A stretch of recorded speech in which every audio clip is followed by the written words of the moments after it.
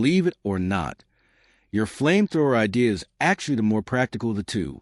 The flamethrower also has the advantage that, unlike the microwave, it won't interfere with Wi-Fi unless you aim it directly at the router. I'm writing this article from Boston, which is currently buried under a truly ridiculous amount of snow. We had more snow in the past 30 days in Anchorage. Alaska usually gets an entire winter. Our transit system has broken down and our roofs too are collapsing.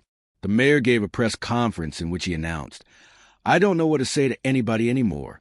Hopefully it will stop eventually." So snow removal is on all our minds. But snow is hard to melt. And we've been trying 3.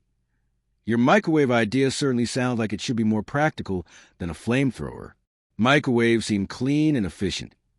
After all, we don't use flamethrowers in our kitchens. But there's a big problem. Microwaves heat water very well, but they don't really work on ice. Fortunately, there are other ways to get energy into the ice.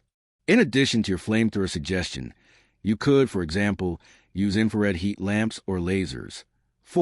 But whatever you use, you'll run into another problem.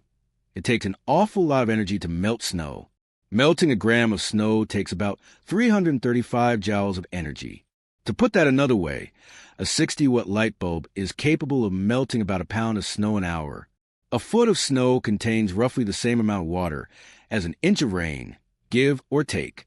Let's assume you've had a decent snowstorm of about 1.5 feet, meaning an inch worth of water, and that you want to melt a 9-foot wide swath while driving along at 55 miles per hour. Luckily, this happens to be one of those happy physics situations where we can just multiply together every number we're looking at, and the answer turns out to be the measurement we want. Unfortunately, it's not the answer we'd like. The nuclear reactor on an aircraft carrier, for example, produces less than 200 megawatts. To melt snow in front of your car, you need 3 of those. What about your original flamethrower idea? Gasoline may have a phenomenally high energy density, but it's not high enough. No matter how big the tank on your flamethrower was, you'd run out of fuel constantly. Gas mileage in the U.S. is often measured in miles per gallon of gasoline. With your flamethrower guzzling fuel, your mileage would be about 17 feet per gallon. You might be better off dropping the flamethrower entirely. Instead, take a cue from the rail agencies, who use jet engine-powered snowblowers to clear train tracks.